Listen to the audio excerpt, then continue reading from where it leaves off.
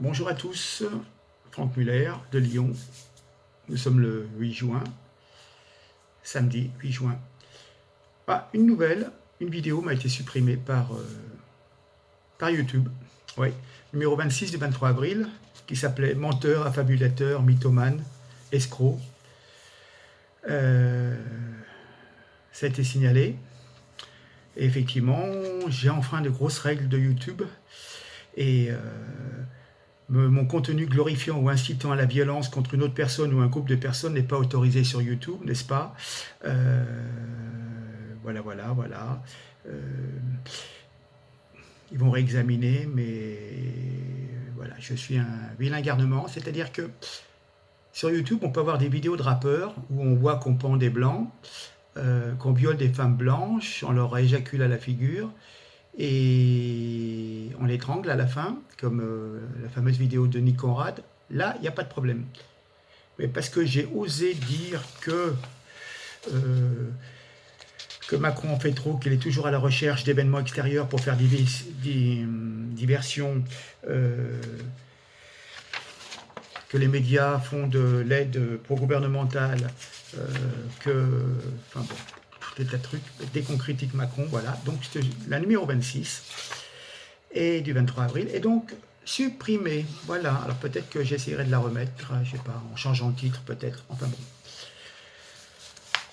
Je voulais vous parler de beaucoup de choses et puis en fin de compte, je me suis laissé emporter dans la préparation de cette vidéo sur uniquement les commémorations sur la Seconde Guerre mondiale, parce qu'en fin de compte, on nous raconte un pipeau monstre. Vous allez voir. Comment dire? Donc, bien entendu, ces jours-ci, nous avons tous eu une pensée pour la commémoration du 75e anniversaire du débarquement. Mais à un moment, sur le coup des midi, 13h, je préparais le repas pour ma vieille maman de 92 ans, à qui je vais rendre visite pratiquement tous les jours. Et oui, c'est ça le problème. Donc la télé est tout le temps allumée, BFM, CNews, etc. Bon. Elle n'y comprend pas grand-chose, mais enfin ça fait de l'animation, malheureusement. Et dans ce coup, j'entends Macron qui parle. J'ai presque pris un malaise. Parce que il y avait quelque chose de pas normal. Je l'entends dire, je veux une France libre et des Français heureux. Et en fin de compte, j'ai rapidement compris qu'il lisait la lettre d'un jeune fusillé de 16 ans. Mais il en lisait seulement une partie, je vais y venir. Il s'agit d'un courrier adressé par un jeune qui s'appelle Henri Fertet, élève de seconde à Besançon, âgé de 16 ans, qui a été fusillé en 1943, après 87 jours de cachot. Sincèrement, quand on voit le contenu de la lettre, je pense que de nos jours, peu de jeunes de 16 ans peuvent écrire de cette façon, avec cette émotion et avec ce français. On en est vraiment loin. C'est pas de l'écriture SMS. Donc, alors on nous a dit que, évidemment, cette lettre qui faisait 2 pages a été caviardée, c'est-à-dire qu'on a enlevé 80% du courrier, parce que M. Macron n'avait pas le temps de tout lire. Pressé par le temps, voilà. Mais en fin de compte, ils ont retiré de ce courrier toutes les références à Dieu, au ciel et aux hommes de religion. Mais je reprends ce qui a été dit par Macron, parce que, chers parents, ma lettre va vous causer une grande peine, mais je vous ai vu si plein de courage que je n'en doute pas, vous voudrez encore le garder, ce courage, ne serait-ce que par amour pour moi. Vous ne pouvez savoir ce que moralement j'ai souffert dans ma cellule, ce que j'ai souffert de ne plus vous voir, de ne plus sentir peser sur moi votre tendre sollicitude. Pendant ces 87 jours de cellule, votre amour m'a manqué plus que vos colis. Alors, à un moment dans le courrier, évidemment, ça, ils l'ont bien. Donc, cette partie, toute la partie centrale a été enlevée, évidemment, parce que ce jeune garçon dit sa confiance en la France éternelle. Bon, il parle de Monseigneur, le cardinal, de Monsieur le curé, voilà. À la fin, il nous dit qu'il meurt pour la patrie, qu'il veut une France libre et des Français heureux. Non pas une France orgueilleuse, première nation du monde, mais une France travailleuse, laborieuse et honnête. Pour moi, ne vous faites pas de soucis, je garde mon courage et ma belle humeur jusqu'au bout, et je chanterai sans brémeuse, parce que c'est toi, ma chère petite maman, qui me l'a apprise. Quelle classe, quelle classe! Écoutez bien la suite. Les soldats viennent me chercher, je hâte le pas, mon écriture est peut-être tremblée, mais c'est parce que j'ai un petit crayon, je n'ai pas peur de la mort, j'ai la conscience tellement tranquille. Ensuite, évidemment, ça a été supprimé, qu'il va retrouver ses parents au ciel, et à la fin, il signe 1000 baisers, vive la France. Il signe un condamné à mort de 16 ans. Et ce jeune garçon signe excusez les fautes d'orthographe, pas le temps de relire. Et expéditeur Henri Fertet, au ciel, près de Dieu. Donc, beaucoup de respect à ce jeune homme qui a montré une maturité la veille de sa mort, quelques minutes encore avant sa mort, qui est très très bouleversante. Bon, ça a été gâché par la lecture de Macron, hein, parce que ces mots-là, il ne les connaît pas, hein, les mots d'honneur, de religion, de France éternelle. Il nous a dit que la France n'avait pas de culture, ou je ne sais trop quoi, donc ça n'allait pas quoi dans sa bouche. Bon, moi il y a une chose qui m'a surpris, un tout petit peu après, bon, je regarde Trump comme ça, hein, d'un œil désintéressé, et puis à un moment, il y a une phrase, et tac, je l'ai noté parce que c'est important, vous allez voir. Trump nous dit « L'Amérique n'est jamais aussi grande que lorsqu'elle se bat pour la liberté des autres ». Quelle belle formule! Mais alors quelle belle formule, hein, franchement. Les États-Unis ont été créés en 1776. Sur 243 années d'existence, ils ont été en guerre pendant 226 années. Je vous rappelle juste Corée, Vietnam, Afghanistan, guerre du Golfe contre l'Irak, Panama, Serbie, Kosovo, Somalie, Yémen, puis la Libye, la Syrie, etc. etc. Donc, oui, ils s'occupent beaucoup de la liberté des autres, hein, mais enfin bon, la liberté de commercer, de faire du business, de prendre les matières premières des autres pays, chez qui ils vont instaurer la liberté. Alors, je vais revenir à la Seconde Guerre mondiale, et je pense que vous allez apprendre beaucoup de choses, parce qu'on ne vous dit pas tout. Je rappellerai que les États-Unis, enfin, surtout les industriels, le monde des affaires américain, a vu d'un bon œil l'arrivée d'Hitler au pouvoir. N'oubliez pas que dans les années 20-25, l'Allemagne est, comment dire, est dans la cohue, presque à la guerre civile, s'affrontent la gauche, la droite, etc. etc. Et donc, ce pays pouvait basculer à gauche avec des bolcheviks, soviétiques, etc.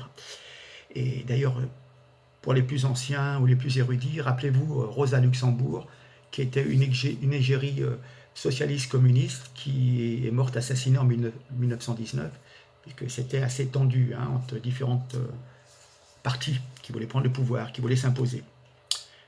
Rappelez-vous, à l'époque, il y avait l'ombre donc des bolcheviks, à l'époque c'était encore Lénine, Trotsky, et puis au fur et à mesure, Staline a pris le pouvoir. Mais rappelez-vous que la firme Opel, les voitures, est reprise par General Motors en 1929. L'usine Ford Allemagne est créée en 1931. Donc il y a un fort courant d'affaires, et alors qui s'accélère avec la prise du pouvoir en 1933. Hitler prend le pouvoir avec le fameux incendie du Reichstag, et donc emprisonne 10 000 communistes socialistes. Ouf! Au moins on est tranquille, il n'y aura pas de nationalisation par les rouges. Avec Hitler, on est tranquille. Hitler a toujours été soutenu par des industriels comme Siemens, vous connaissez, Thyssen, c'était les aciers, maintenant c'est aussi devenu un peu les ascenseurs. Voilà, vraiment des grosses familles qui voulaient faire du business, etc. Rappelez-vous que Henry Ford est décoré en 1938 de la plus haute décoration civile allemande du Troisième Reich. Un mois après, ça sera le patron de General Motors. Mettez-vous bien dans la tête que Ford et General Motors détiennent 70% du marché automobile allemand en 1933. Dès 1921, Henry Ford finance le parti nazi. Et d'ailleurs, en 1938, il fait construire une super méga usine, je crois, à Berlin. Pour Henry Ford, Hitler était le seul à pouvoir endiguer la montée du communisme. N'oubliez pas que IBM a fourni des machines comptables à carte à l'époque pour la gestion des camps de concentration. Vous vous rendez compte? Voilà. Mais réfléchissez bien. C'est comme nous à notre époque, quelque part, même si c'est un régime de dictateur, on peut être plutôt pour Assad en Syrie que contre Daesh.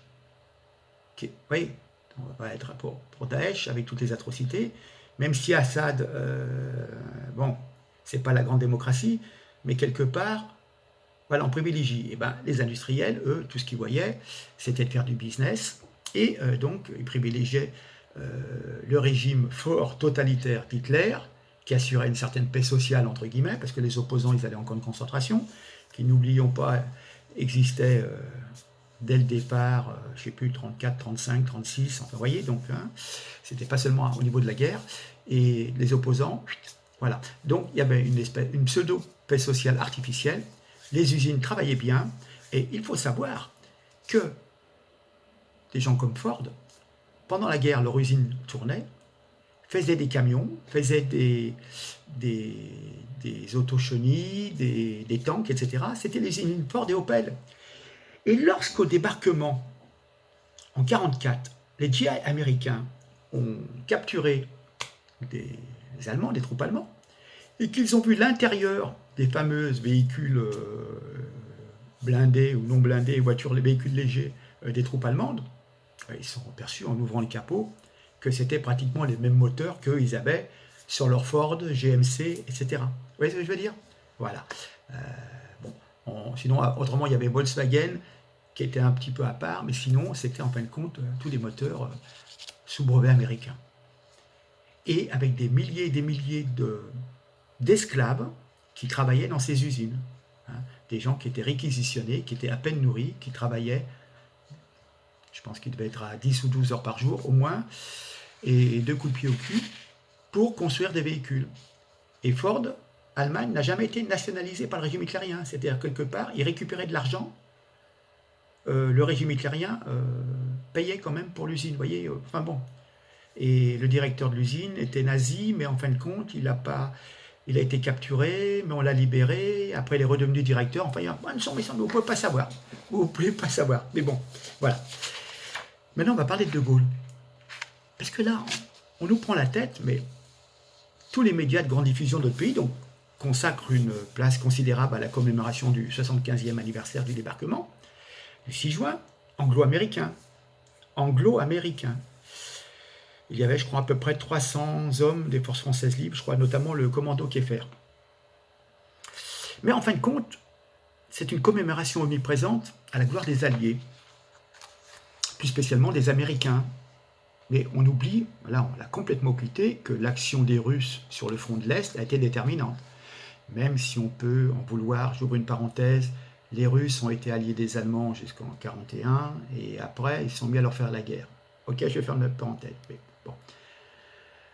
Beaucoup de sang soviétique, on va dire, entre guillemets, a été versé, et ça a mis la pression sur le front de l'Est, et en fin de compte, les troupes allemandes ont été attaquées dans le dos par les Russes et n'ont jamais pu vraiment se défendre à 100% sur le front ouest européen et notamment sur le territoire français.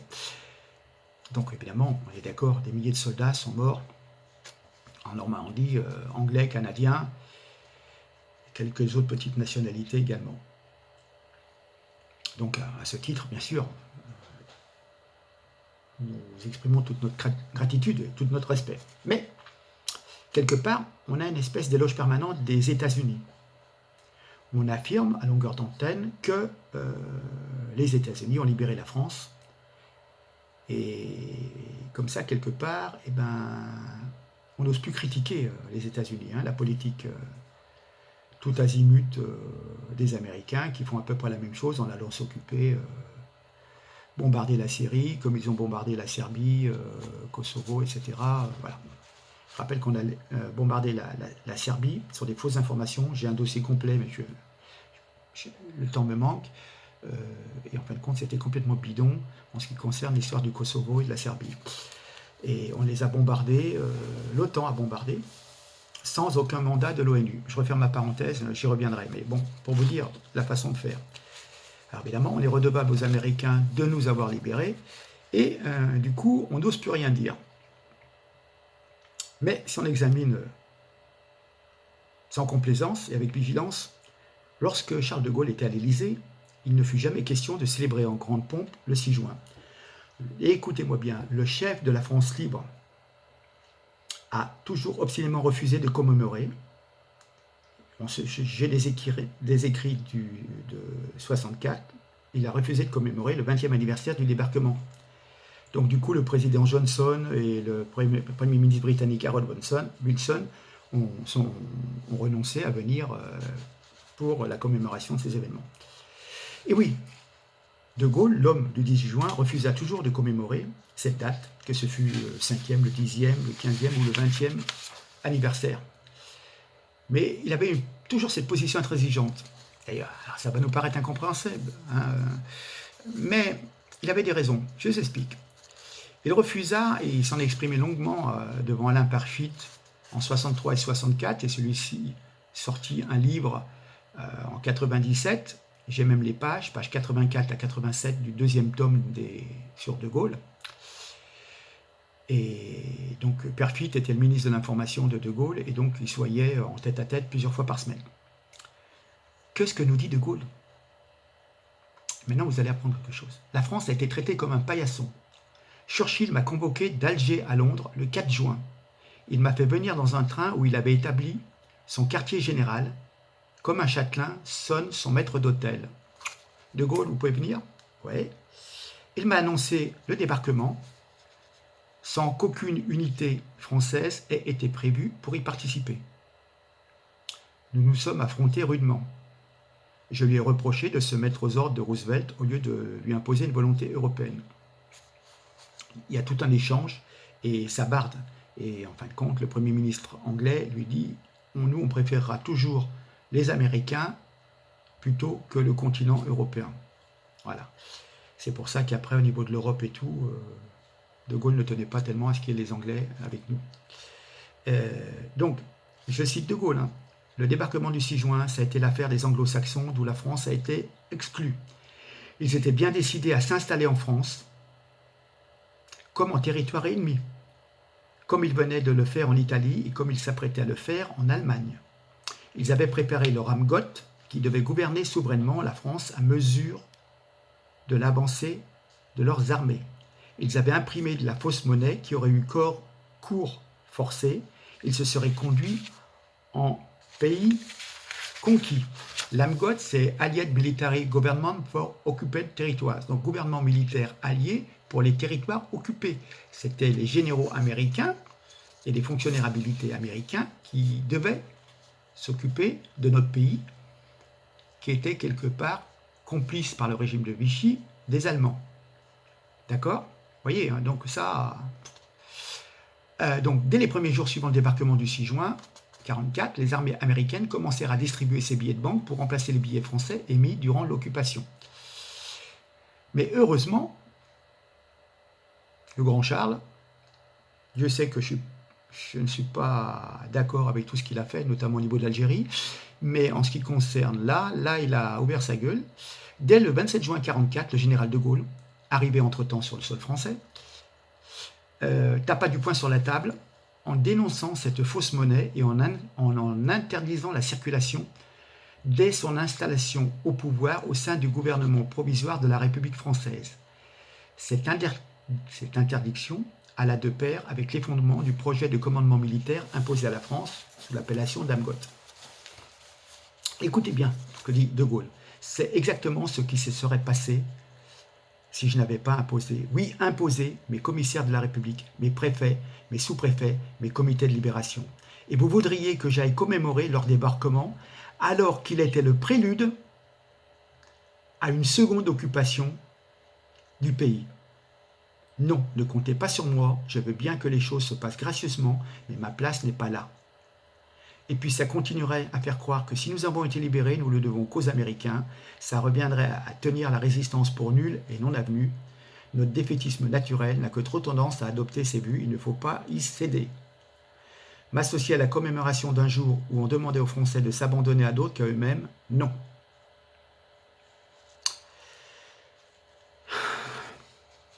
Je vous dis ça le 30 octobre 63.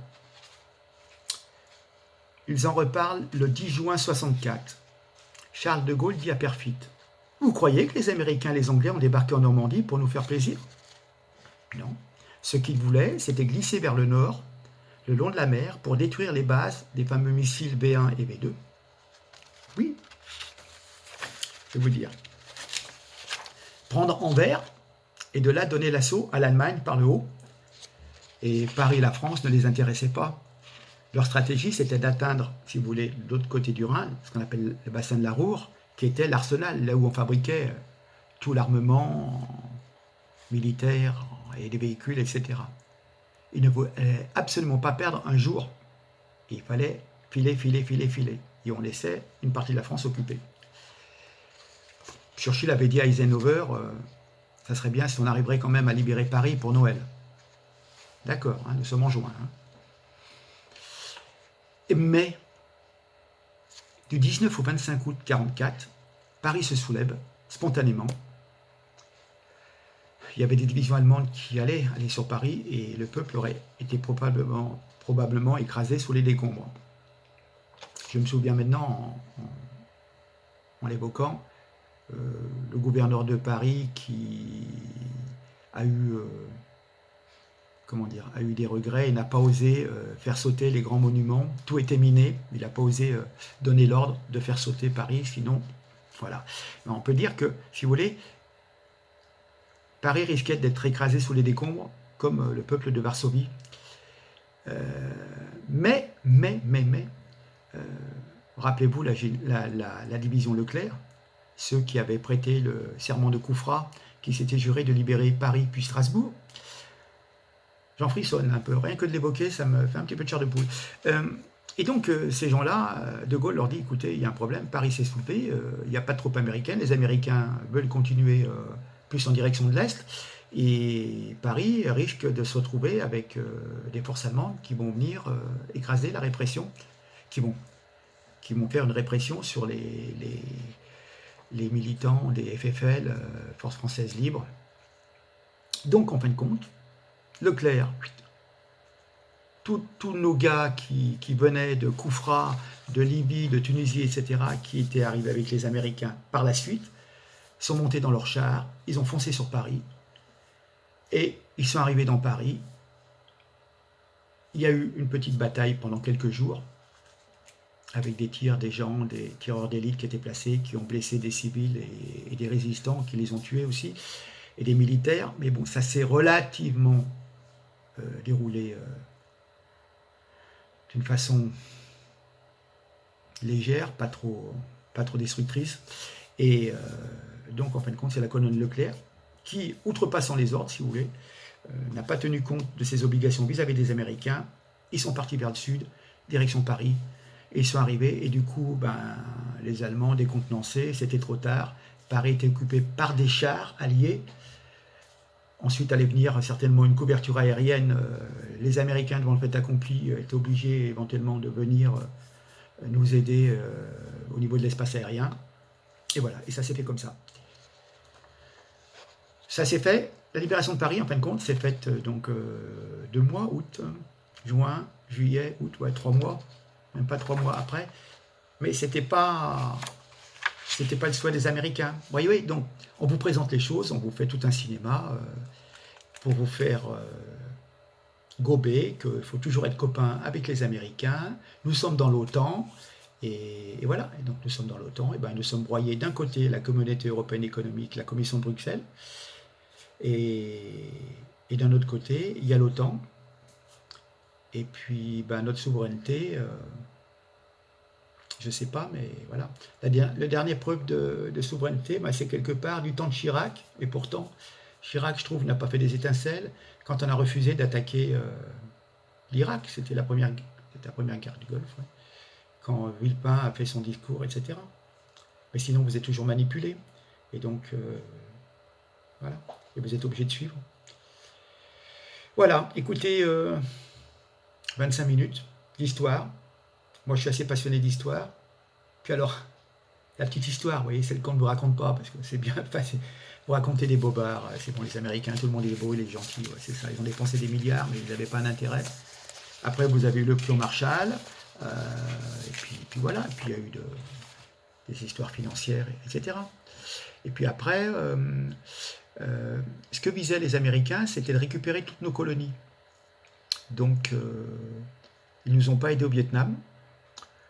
Ils nous ont bien laissé s'enferrer au Vietnam. Après, eux, ils y sont allés. Mais ils nous ont bien laissé partir. Et ils visaient aussi tout ce qui était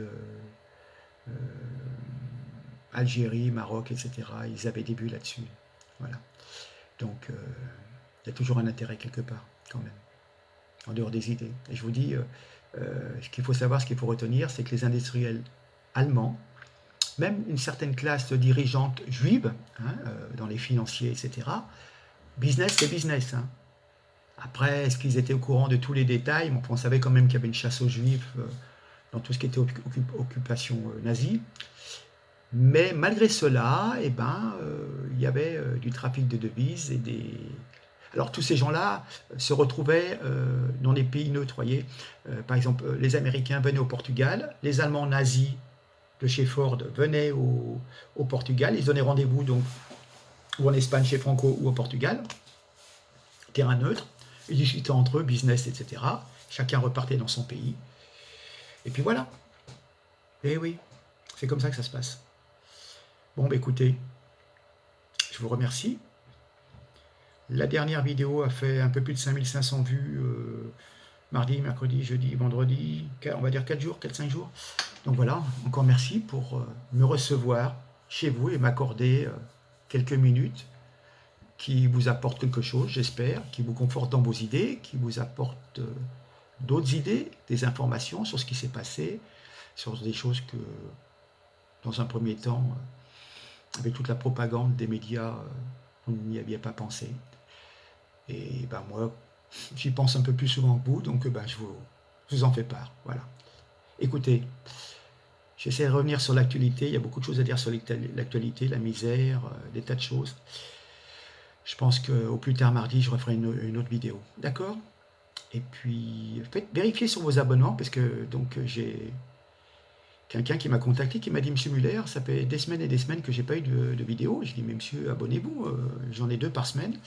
Et il me dit, écoutez, je suis abonné, et c'est bizarre, je n'ai pas eu les avertissements m'indiquant qu'il y avait des nouvelles vidéos de sortie. Donc c'est quand même de la part de YouTube. Ah bon, remarquez, c'est plus facile hein, d'aller me saquer quand je critique Macron, mais s'occuper que les abonnés reçoivent bien les notifications pour dire qu'il y a une nouvelle vidéo. Comme d'habitude, ce sont des GAFA, c'est Google, c'est Apple, c'est Facebook, Amazon, ils sont leaders. Notre Europe a laissé développer des leaders américains sans imposer un leader en face européen. Pourquoi notre moteur de recherche, c'est Google ou c'est un autre, mais il n'y a pratiquement personne d'autre en face. Idem sur les réseaux sociaux, pourquoi Facebook? Vous voyez ce que je veux dire? Voilà, tout est fait pour que ces gens-là fassent du bénéfice chez nous, prennent des parts de marché, notamment sur la publicité, au détriment des boîtes françaises qui, eux, payent des impôts et de la TVA. Et eux, ça partout dans les paradis fiscaux, notamment en Irlande ou dans les holdings au Luxembourg. Voilà. Vous voyez, on revient toujours, quand je dis mon engagement contre une certaine Europe. Voilà. Bon. Je vous laisse. Je vous souhaite un bon week-end. N'oubliez pas que lundi, c'est férié. Je vous souhaite un bon repos. Et puis à très très bientôt. Et encore merci de me recevoir chez vous. À très bientôt. Au revoir.